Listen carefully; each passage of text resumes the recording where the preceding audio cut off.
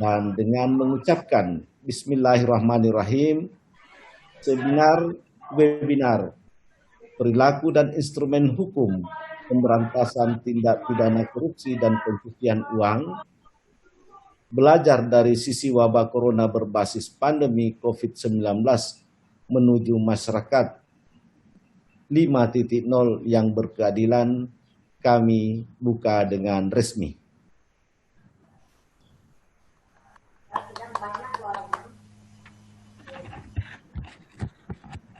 Baik, Bapak dan Ibu sekalian, semoga diskusi kita berjalan dengan baik dan membawa manfaat yang sebesar-besarnya.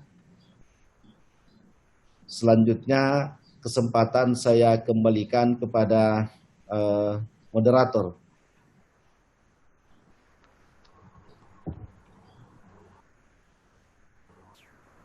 Terima kasih Bapak Wakil Rektor yang telah berkenan membuka kegiatan webinar kita pada hari ini. Bapak Ibu sekalian yang saya hormati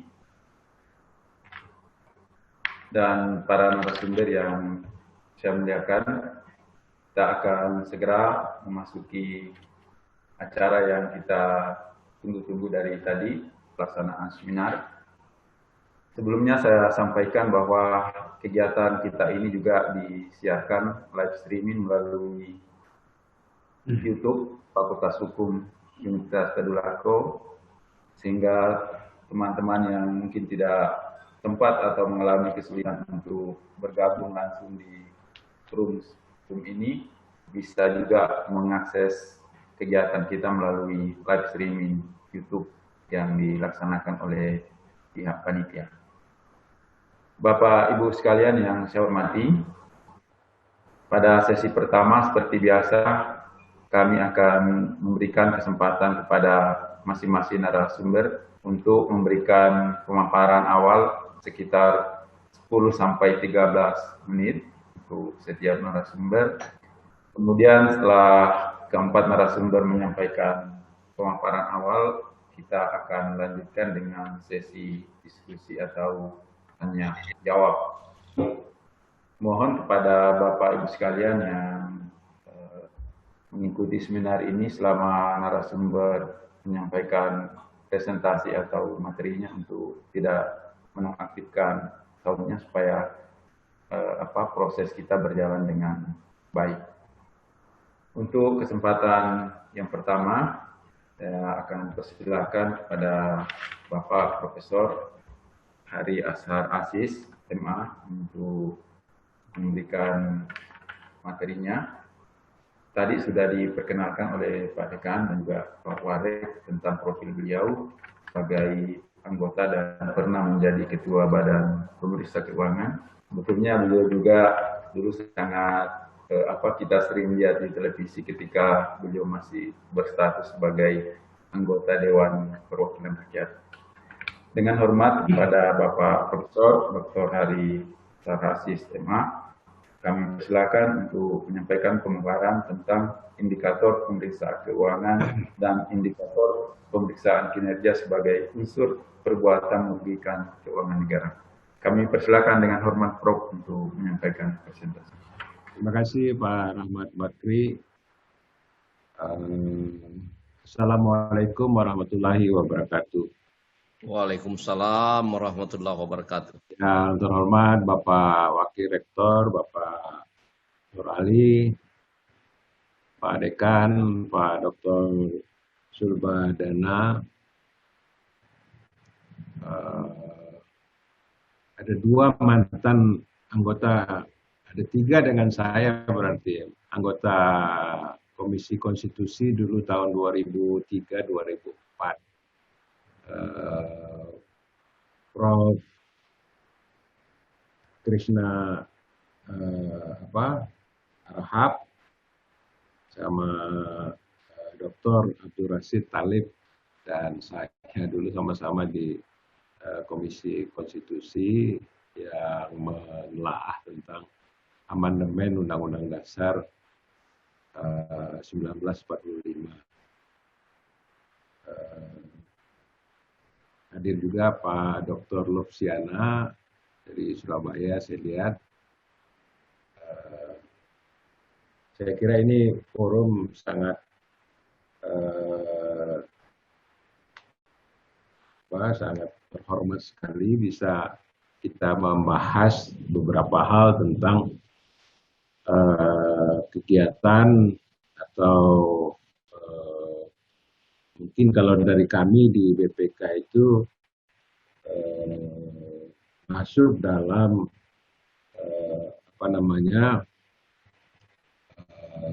perhitungan tentang kerugian uang negara. Jadi ada kalau dari pemeriksaan itu kita mempunyai menurut undang-undang itu ada 3 jenis pemeriksaan, yaitu pemeriksaan laporan keuangan itu yang tiap tahun kita lakukan terhadap 87 laporan keuangan kementerian dan lembaga di tingkat pusat. Nggak ada suara. Dan sekitar 542 laporan keuangan pemerintah daerah, 34 provinsi, dan sekitar 400 kabupaten dan sekitar 98 kota. Dan ditambah lagi dengan BUMN, sekitar 148 BUMN. Malah angka aset BUMN itu jauh lebih besar daripada aset rata-rata nasional. Kalau BUMN itu sekitar 8.800 triliun, kalau di pusat itu sekitar 4.400 triliun, dan untuk aset total di daerah itu kurang lebih sekitar 2.200 triliun. Jadi total semuanya kekayaan kita di Indonesia hampir kurang lebih sekitar 11 sampai 12.000 triliun. Itu belum direevaluasi. Kita sudah sepakat dengan pemerintah untuk melakukan beberapa reevaluasi nilai, khususnya aset-aset yang tetap seperti tanah. Itu kalau bisa dilakukan, maka bisa, karena itu rata-rata nilai-nilai aset itu tercatat mulai tahun 70-an, tahun 80-an, 90-an. Jadi bayangkan kalau 40 tahun nilainya yang dihitung dulu dengan nilai sekarang pasti berbeda. Jadi saya membayangkan kekayaan kita itu bisa sampai maksud saya sekitar 20.000 sampai 25.000 triliun. Yang tercatat kurang lebih sekitar 12 sampai 13.000 triliun. Itu ya. Nah, yang pemeriksaan yang kedua yaitu pemeriksaan dengan tujuan tertentu. Jadi pemeriksaan laporan keuangan itu sebenarnya kalau dalam kesehatan sama dengan general check up. Di general check up itu ada masalah jantung, ada masalah ginjal, ada masalah paru-paru, sekarang soal COVID ini. Nah, kalau kita ingin meneliti, membongkar, menelaah jantungnya, maka kita lakukan. Nah, itu jenis pemeriksaan yang kedua yang oleh undang-undang disebut sebagai pemeriksaan dengan tujuan tertentu.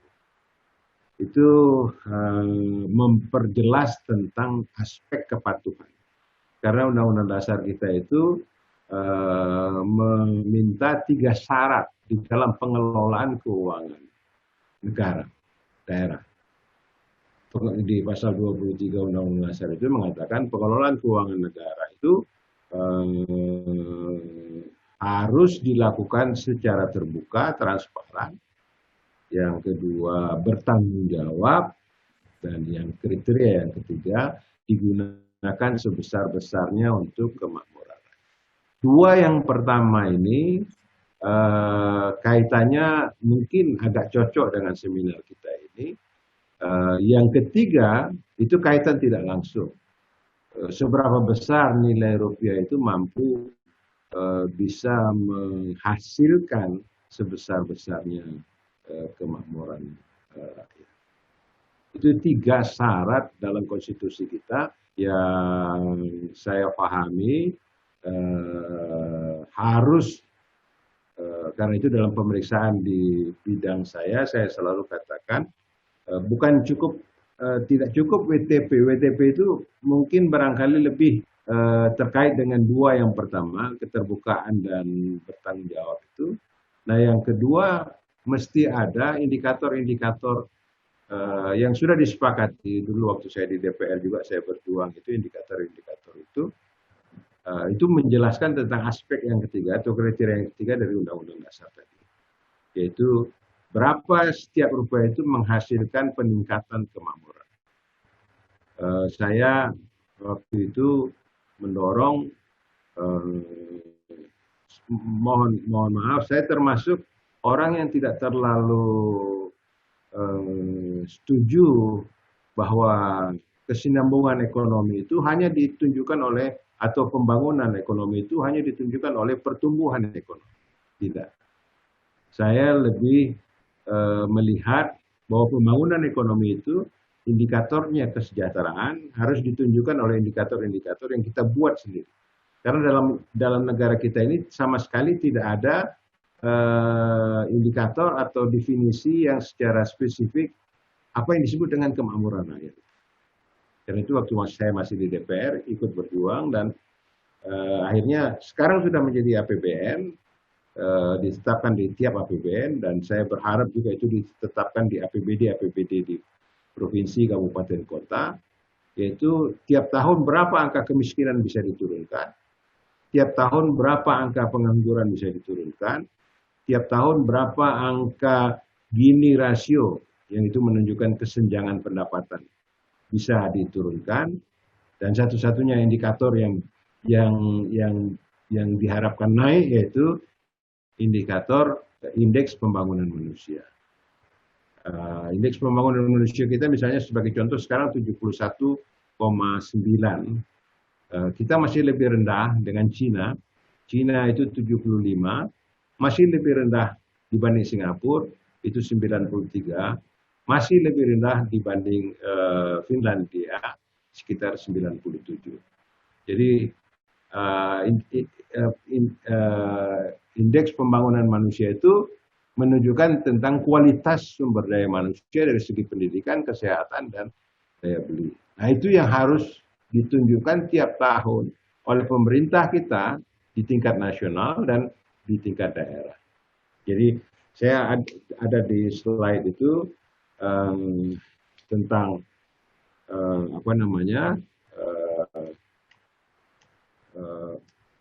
angka-angka itu yang termasuk di Sulawesi Tengah misalnya. Saya ambil contoh di Palu itu, di Sulawesi Tengah itu kalau dari segi laporan keuangan sudah WTP, tetapi penganggurannya itu 3, tahun 2018 3,4, lebih bagus dari rata-rata nasional 5,28. Kemiskinan itu masih 14. Jadi di Sulawesi Tengah itu kemiskinannya terlalu tinggi. Karena rata-rata nasional sudah 9,2 di Sulawesi. Jadi artinya uang yang masuk ke Sulawesi Tenggara tidak terlalu bermanfaat untuk menurunkan angka kemiskinan. Atau barangkali angka kemiskinannya tidak terlalu turun secara lebih drastis. Kalau gitu juga 14% di sana kemiskinan, sementara nasional 9,2%. Nah Gini rasio cukup bagus, 0,34 karena nasional 0,38, dan IPM di Sulawesi Tengah itu 68,11, tadi saya katakan yang nasional 71. Jadi masih harus di beberapa provinsi seperti Bali misalnya. Itu WTP juga, tetapi empat indikatornya itu rata-rata di atas nasional. Jadi artinya sejalan governance dengan peningkatan kesejahteraan. Nah, apa indikator-indikator yang bisa menunjukkan governance? Di tiap tahun kita temukan ada pemeriksaan yang akhirnya tadi saya sebut PDTT. Dan yang ketiga itu kinerja. Kinerja itu menyangkut pemeriksaan lebih efisien dan efektif dan ekonomis. Apakah pembelian satu barang itu betul-betul efisien, ekonomis, dan efektif. Nah, dalam pemeriksaan kita di tahun 2017 sampai 2019 itu kita temukan ada total kerugian negara mencapai 20,4 triliun.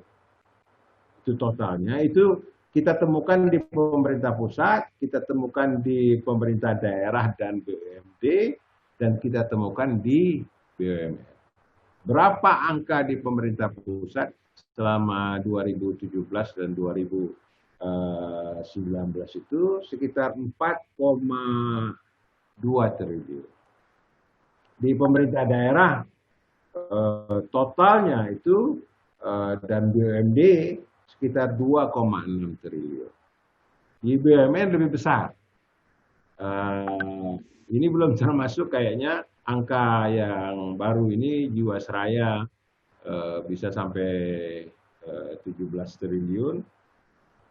Ini tercatat dalam data kami untuk BUMN itu sekitar 13,1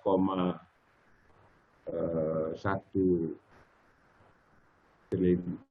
Jadi total seluruhnya 20,4 triliun. Memang angka ini kalau dibanding dengan seluruh APBN kita 2.700. Sekarang dengan COVID ini APBN kita 2.700. Khusus untuk COVID sendiri sekitar 677 triliun. Dan itu kan Presiden kemarin agak marah-marah itu karena beberapa anggaran yang sudah ditetapkan, tapi pelaksanaannya. Jadi ambil contoh misalnya disebut di beberapa media itu anggaran soal kesehatan sekitar 75 triliun. Yang baru terserap itu sekitar 1,3 triliun. Jadi Presiden begitu marah.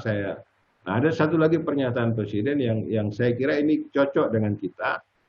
Siapa saja yang menyelewengkan dana untuk penanganan COVID ini, saya akan gigit keras. Nah, itu sinyal kepada kami.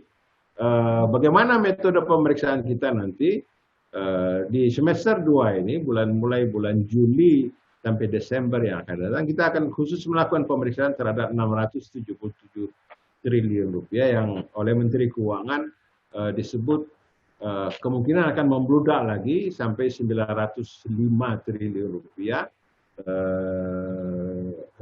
Nah, itu berarti skop pemeriksaan kita akan bertambah lagi dari 670-an triliun menjadi 900. Sebelumnya angka awal di bulan Maret oleh Menteri Keuangan disebut sebagai untuk penanganan COVID 405 triliun. Terus bertambah, terus bertambah. Nah, kita melakukan pemeriksaan dalam situasi bencana seperti sekarang ini. Kita ambil contoh seperti kasus tsunami di Aceh. Itu ada sekitar 6 triliun. Kurang lebih kita bisa temukan beberapa model penyelewengan. Di Palu ada soal gempa kemarin, bencana. Di Lombok juga begitu. Kita temukan banyak sekali, khususnya dalam soal belanja barang dan jasa. Jadi, nah ini menjadi apa yang kita sebut sebagai kerugian negara. Ini kalau dikembalikan, ada undang-undang tentang perbendaharaan negara, di situ dikatakan tidak menghapus unsur pidana. Ini ada hakim agung, ada hakim tinggi. Saya pribadi,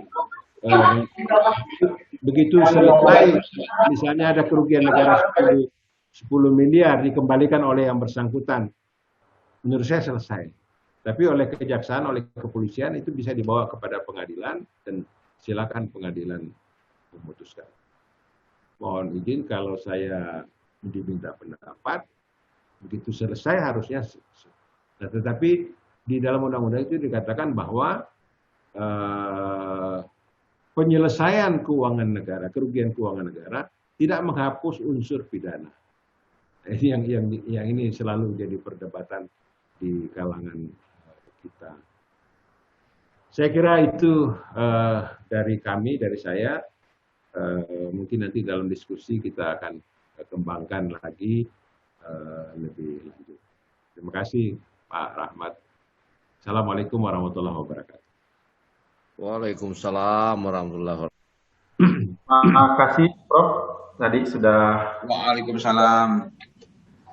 pemaparan yang sangat meskipun singkat tapi sangat komprehensif dan tentu saja menjadi bahan bagi peserta sekalian untuk berdiskusi lebih lanjut dengan para narasumber. Profesor tadi sudah menjelaskan tentang 3 jenis pemeriksaan yang dilakukan oleh Badan Pemeriksa Keuangan yang diberikan amanat berdasarkan undang-undang, yakni pemeriksaan keuangan, pemeriksaan kinerja, dan pemeriksaan dengan tujuan tertentu. Ketiga jenis pemeriksaan ini dilakukan untuk memastikan bahwa keuangan negara yang dikelola oleh lembaga-lembaga pemerintah termasuk badan usaha milik negara dilakukan secara terbuka, bertanggung jawab, dan tentu untuk sebesar-besarnya bagi kemakmuran dan kepentingan rakyat. Semua juga sampai bahwa misalkan ada yang jadi langkah-langkah pemerintah dengan adanya tumpang tindih undang-undang ini seperti undang-undang administrasi yang ada sekarang.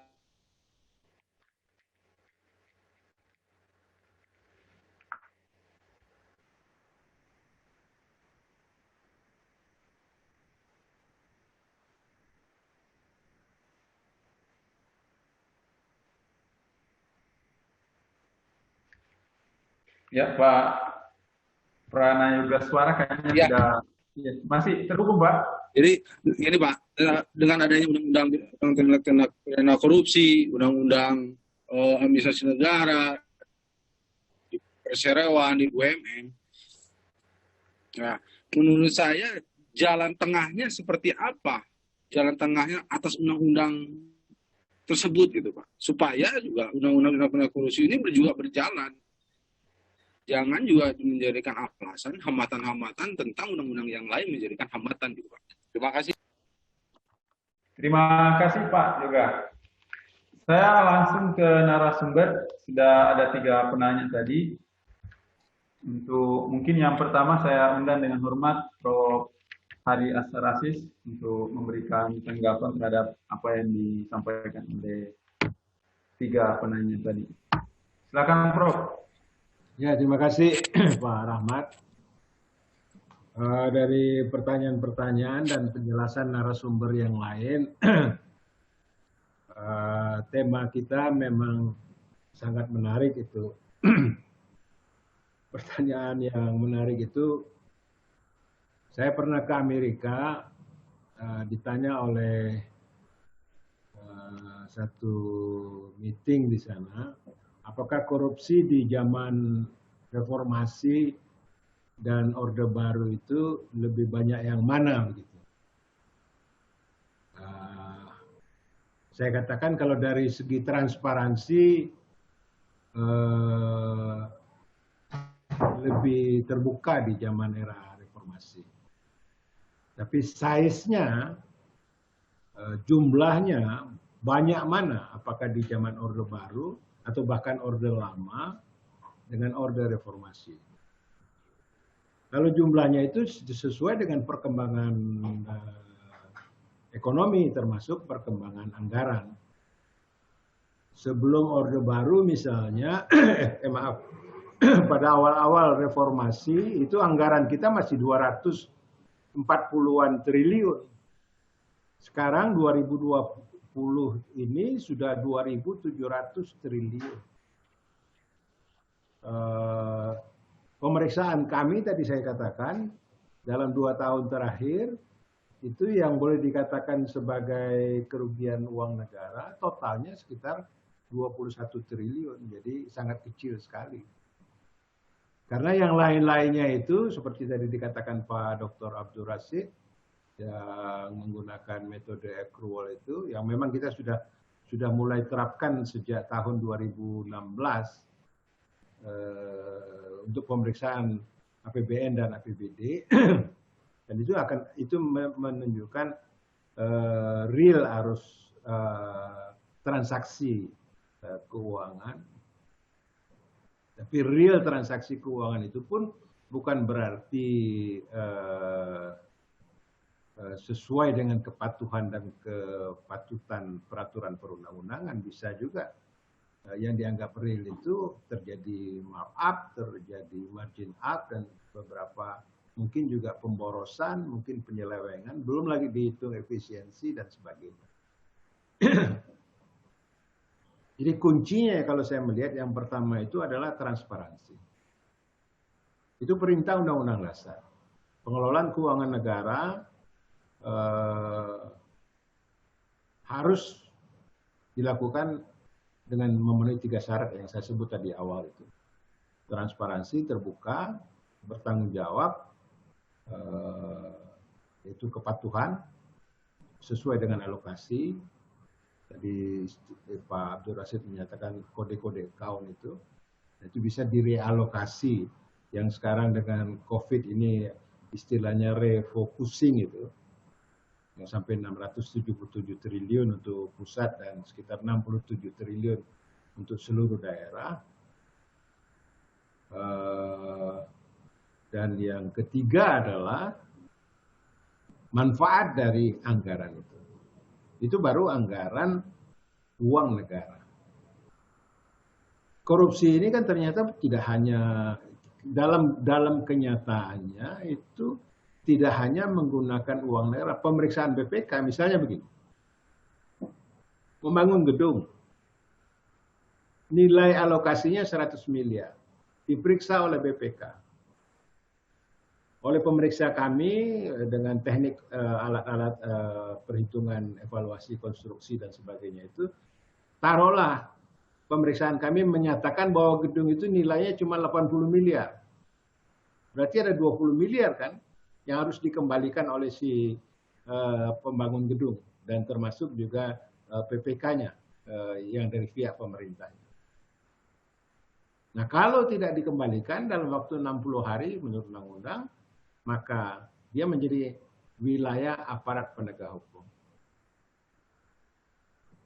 Jarak antara temuan BPK dan tidak lanjut dan kemudian tindakan hukum dari aparat penegak hukum, itu KPK, kepolisian, dan kejaksaan,